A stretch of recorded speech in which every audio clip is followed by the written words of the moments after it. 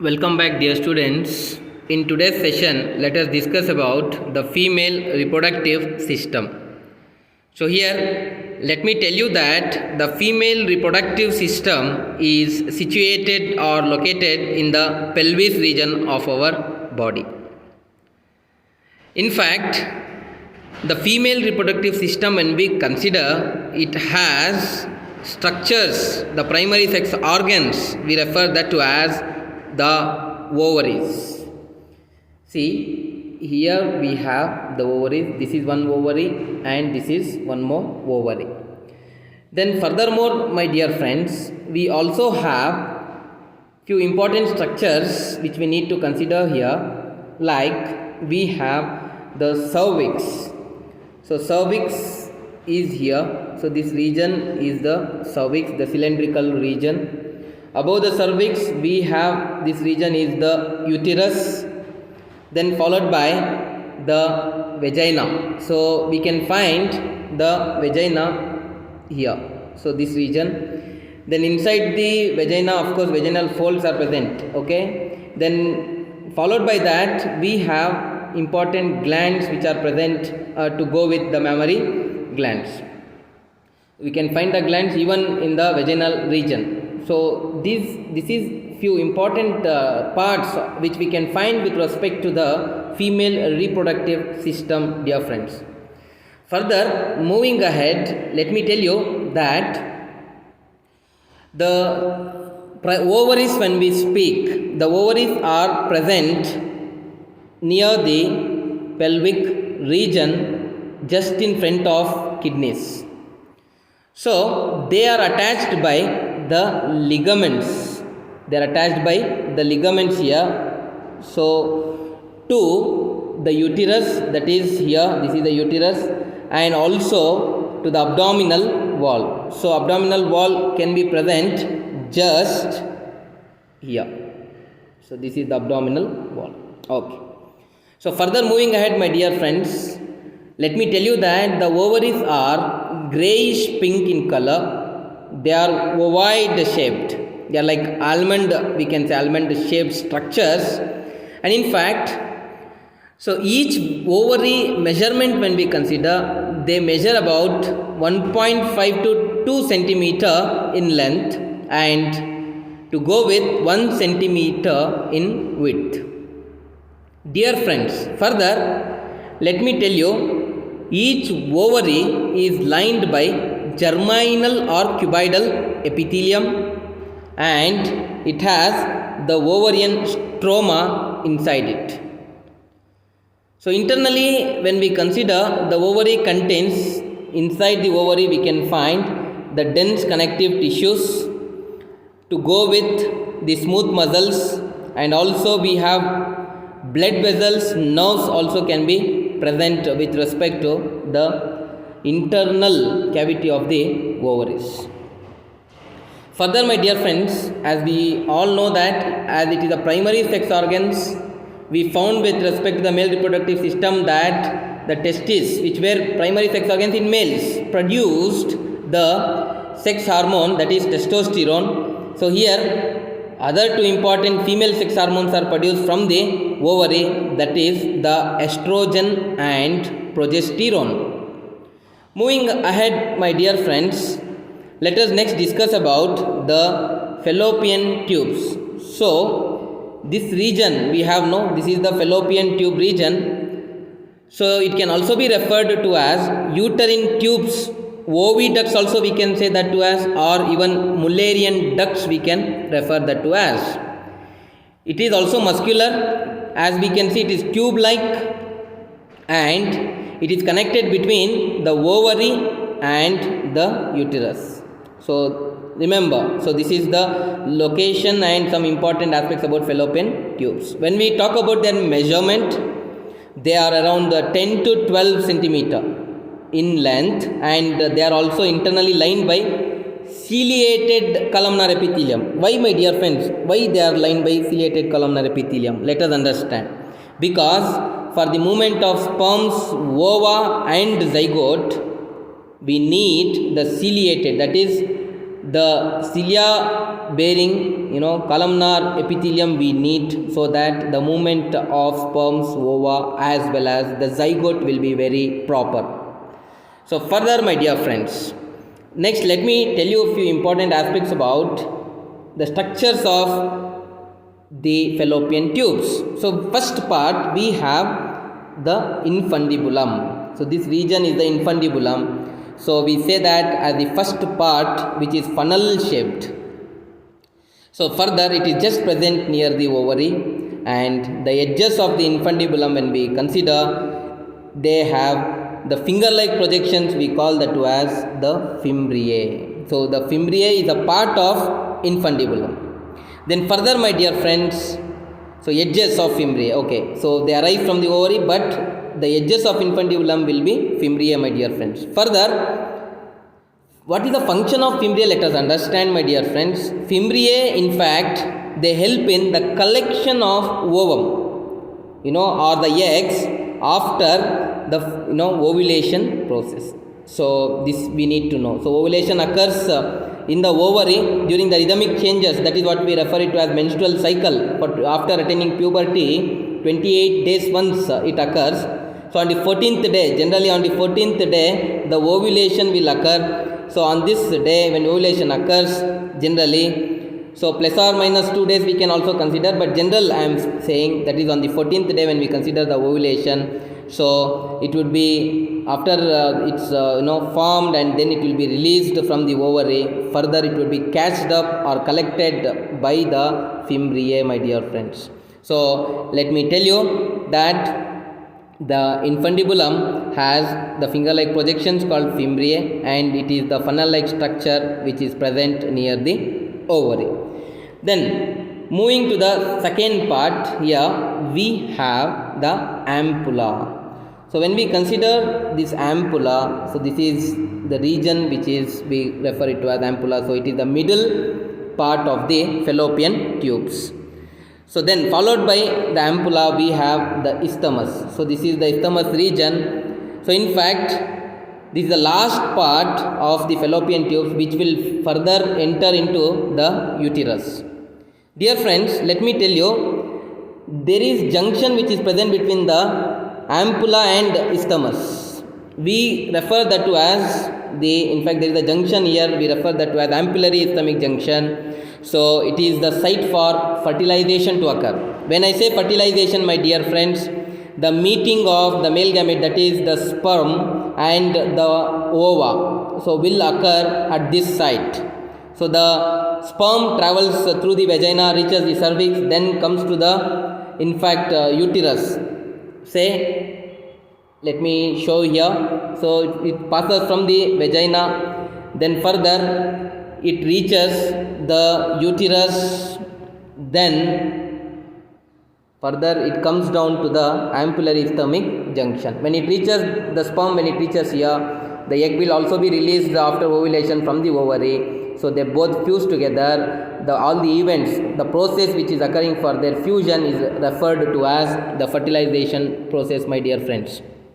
So remember, in your examination it can be asked, name the site for the fertilization of the ovum and in fact the sperm. So you have to say that it is the ampullary isthmic junction of the fallopian tubes. So further, let me tell you, dear friends, that even in the fallopian tubes, the egg is nourished until it reaches the uterus. So remember, these are the important points pertaining to the fallopian tubes or the Mullerian ducts or oviducts. Further, my dear friends, let us move on to the next structure, that is the uterus, which we also refer it to as womb. So when you consider, again womb is also situated in the pelvic cavity, so between the bladder and the bowel or the large intestine. So we know that uterus is also muscular structure. So this is the uterus, my dear friends. So as you can observe here, so this is the uterus region. So here again let me tell you, it is muscular and generally it is pear shaped, roughly triangular, and it is highly vascular organ. So it can contract very highly. Further, my dear friends, when we take into consideration its measurement, so it is about 3 inches in length and 2 inches in width. Further, let me tell you, my dear friends, that the uterus, in fact, consists of 3 important parts. That is the body, which are we call upper broader part. Let me show you here. See, we have the upper body part here. This is called as the corpus or the body.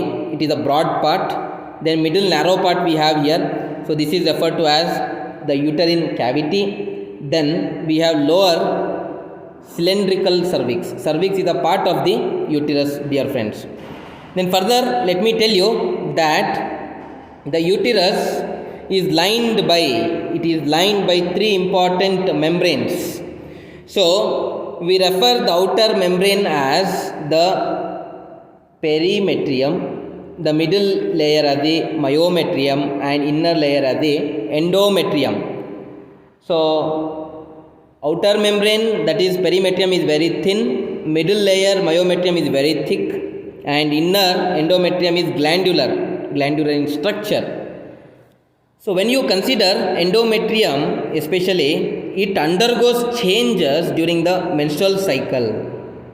So that is the rhythmic changes which occur in the females after attaining puberty. Dear friends, let me tell you some of the layers of this endometrium. Here, as you can find these layers, some of the layers of this endometrium, in fact, they get discarded during the menstrual cycle. That is from the first day to the 5th day, we generally refer it to as the bleeding phase.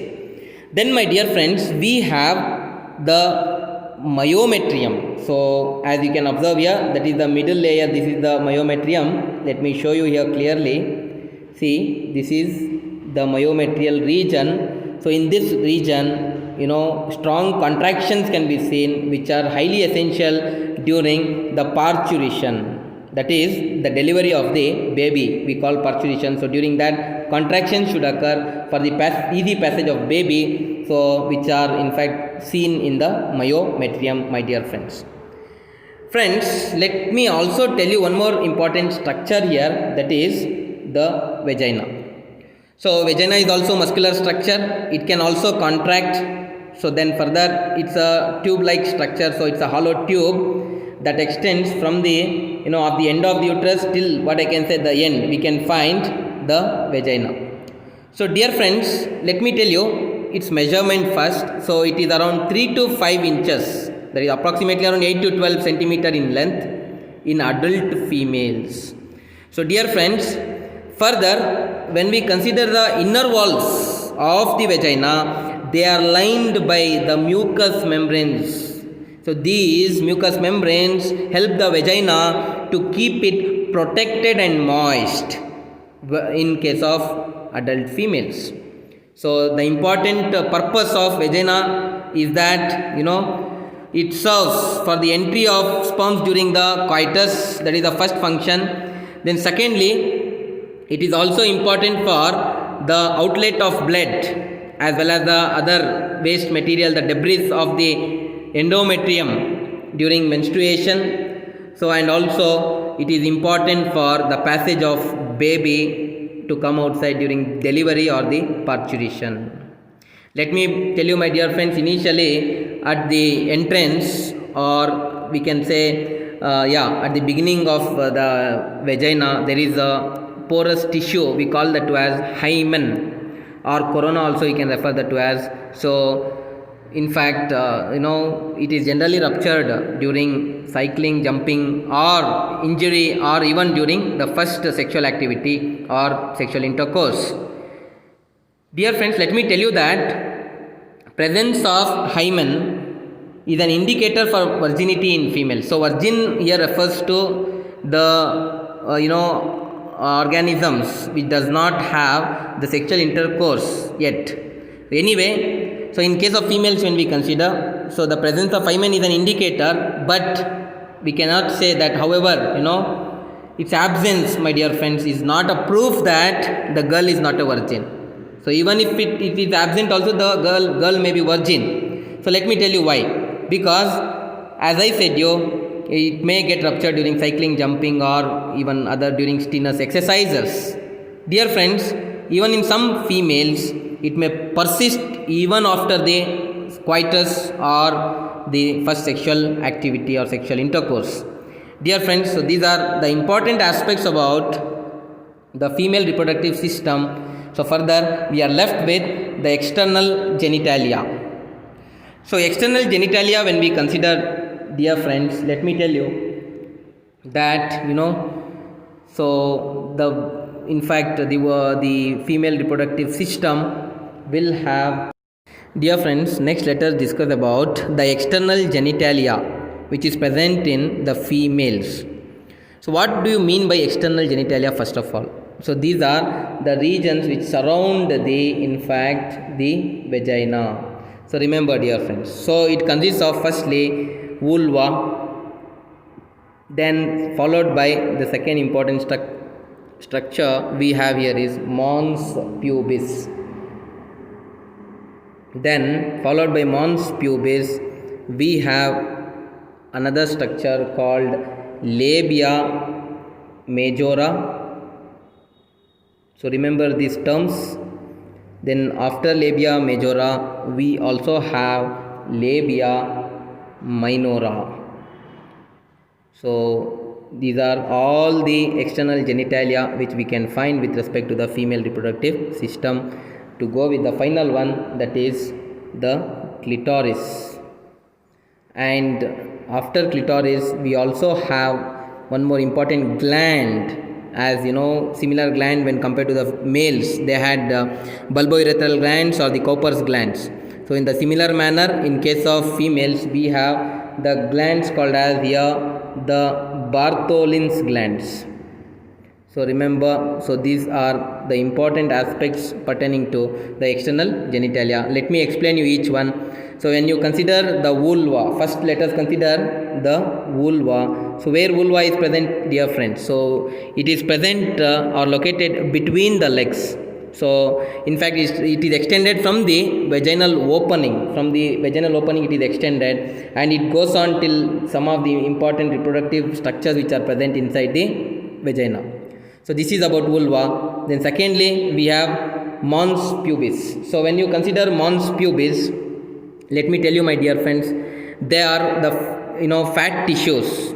In fact, they are covered by skin and pubic hairs above the vagina. Just above the vagina you can find the mons pubis. So as I said you, fat tissues and pubic hairs can be just present in this region. So the word itself suggests that pubis. So the presence of pubic hairs in that region can be seen. And further, dear friends, what is the role or the function of mons pubis? So let me tell you that it provides protection and prevents the loss of heat from the vaginal opening. So further, moving on to the next structure, we have labia majora. So when we consider the labia majora, so these are also important external genitalia which is present with respect to the females.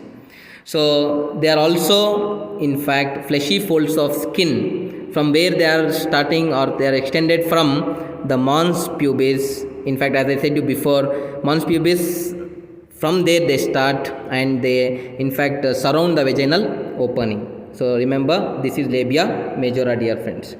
Then we also have labia minora. So as I said you, so this is also a structure which is just minora, sorry, it is labia minora. So labia minora. So these are the structures which we can find just inside the labia majora. They are also fleshy folds of skin. So labia majora are also fleshy folds of skin. Below those fleshy folds of skin we can find another pair of fleshy folds of skin. Those are referred to as labia minora. So further, my dear friends, as I said you, finally we have clitoris.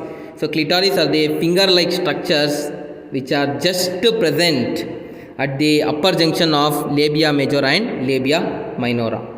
So these are few important external genitalia. To go with this, we also have one important gland called as Bartholin's gland.